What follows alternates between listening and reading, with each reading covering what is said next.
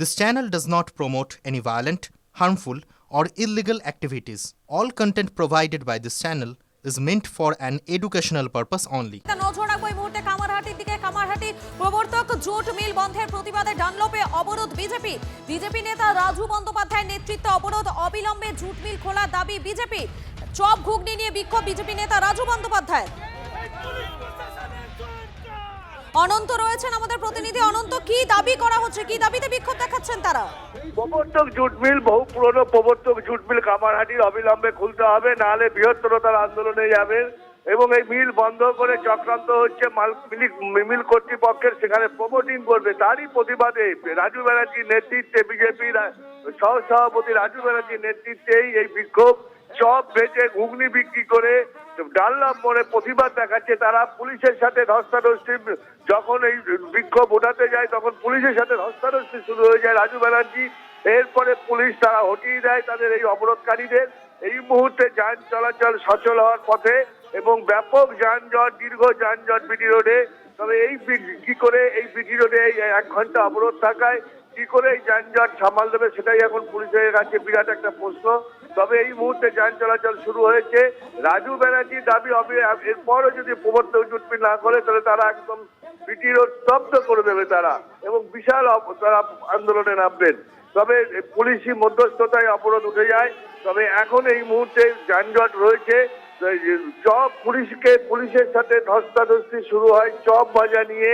Police চপেরই উঠাতে গেলেই তখন তাদের সাথে ঝামেলা বেড়ে যায়। তবে এখন পরিস্থিতি নিয়ন্ত্রণে। এখন পরিস্থিতি নিয়ন্ত্রণে। ধন্যবাদ তোমাকে অনন্ত, আপডেটের দিকে নজর রাখুন। সেটা একবারও চিন্তা করে না। তাই বন্ধু, আপনাদের কাছে বলতে চাই, আপনারা দেখুন এই নির্লজ্জ সরকার কিভাবে একের পর এক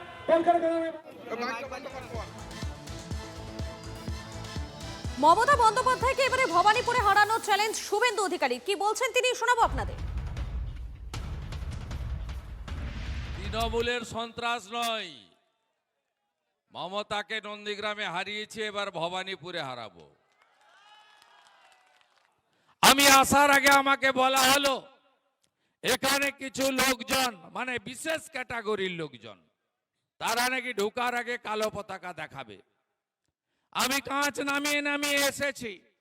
আমি ভয় পাওয়ার লোক নই। আমি মমতা বন্দ্যোপাধ্যায়কে দাঁড়িয়ে দাঁড়িয়ে হারিয়েছি।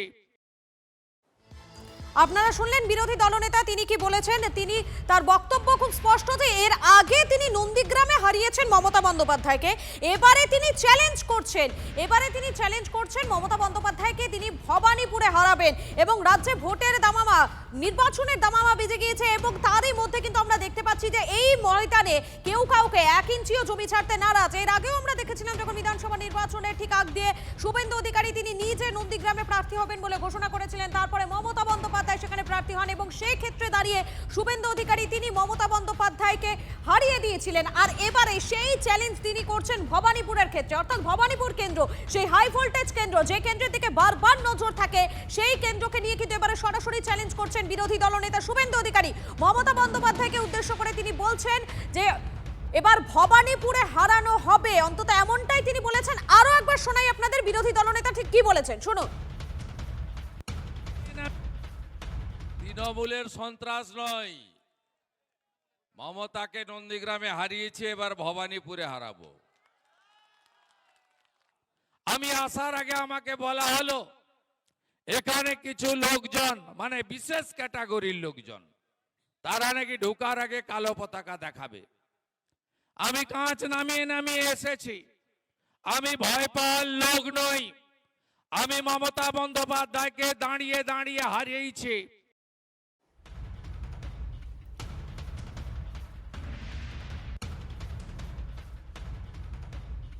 তৃণমূল নেতা জয়প্রকাশ মজুমদার রয়েছেন এই মুহূর্তে আমাদের সঙ্গে। আপনাকে স্বাগত টিভি9 বাংলায়। দেখুন, এর আগে আমরা দেখেছিলাম শুভেন্দু অধিকারী গত বিধানসভা নির্বাচনের আগে বারবার তিনি একটা হুঙ্কার দিতেন। তিনি বলতেন মমতা বন্দ্যোপাধ্যায়কে তিনি নন্দীগ্রামে হারাবেন এবং ফলাফল বেরোনোর পর আমরা দেখতেই পেয়েছিলাম সে বিষয়। আর এবারে তিনি চ্যালেঞ্জ করছেন ভবানীপুর কেন্দ্রে নাকি তিনি মমতা বন্দ্যোপাধ্যায়কে হারাবেন।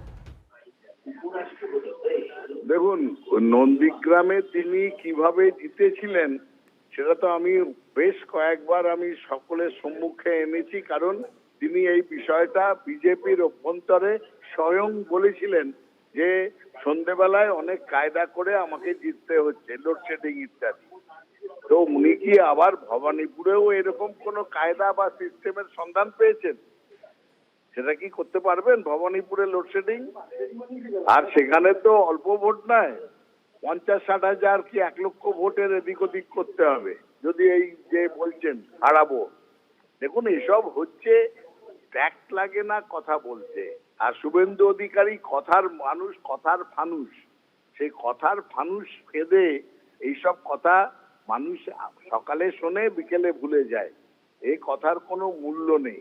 শুভেন্দু অধিকারীর কথায় যদি ভোট হতো তাহলে 2021-এও হয়নি যেরকম, তারপরের কোনো বাই ইলেকশন সব হেরেছেন তিনি, 2024-এ হেরেছেন, এবার 2026-এ ভরাডুবি হবে।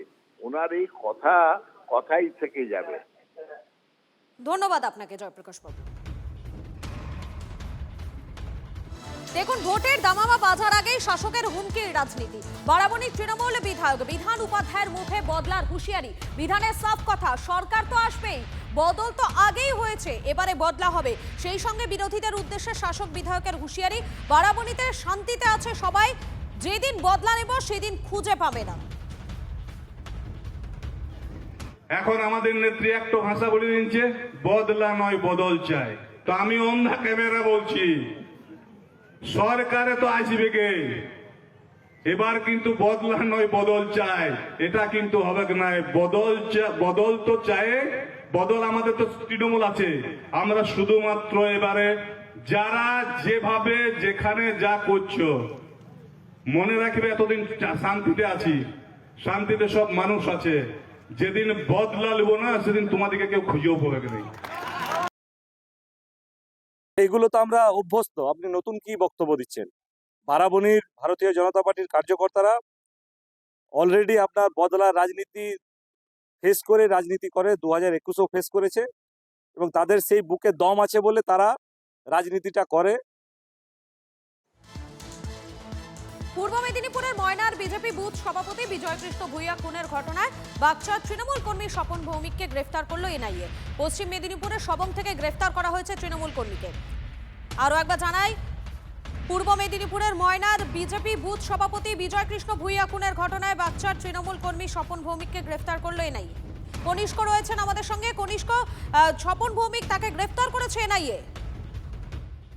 দেখো, 2023 সালে এই বাগচার যে বুথ সভাপতি তৃণমূল বিজেপি কর্মী বিজয় ভূঁইয়াকে গ্রেপ্তার করার মৃত্যুর ঘটনা ইতিমধ্যেই 17 জনকে গ্রেপ্তার করলো এনআইএ। সমগ্র ঘটনা নিয়ে বিজয় ভূঁইয়ার পরিবারের পক্ষ থেকে যেমন অভিযোগ করা ছিল, পাশাপাশি কিন্তু বিজেপির পক্ষ থেকেও অভিযোগ করেছিল। পুরো বিষয়টা নিয়ে হাইকোর্টের তত্ত্বাবধানে এনআইএ তদন্তের দাবি জানানো হয় এবং তার ভিত্তিতেই কিন্তু এনআইএ তদন্ত শুরু করে। এখনো পর্যন্ত পুরো ঘটনা নিয়ে 36 জনের নামে অভিযোগ জমা পড়লেও 36 জনের নামে অভিযোগ করা হয় পরিবারের পক্ষ থেকে, কিন্তু চার্জশিট যেটা এনআইএ এর পক্ষ থেকে দেওয়া হয় সেটা 18 জনের নামে। তার মধ্যে ইতিমধ্যেই 17 জন গ্রেপ্তার করা হয়েছে। গতকালও একজনকে গ্রেপ্তার করা হলো। এই নিয়ে আরো একজন গ্রেপ্তার করতে বাকি থাকলো এনআইএ এর পক্ষ থেকে। পুরো বিষয়টা নিয়ে যেমন রাজনৈতিক চর্চা শুরু হয়েছে, তার পাশাপাশি ভোটের আগে এই ধরনের এনআইএ অভিযানকে ঘিরে রীতিমতো প্রশ্ন তুলেছে তৃণমূল কংগ্রেস। ধন্যবাদ তোমাকে।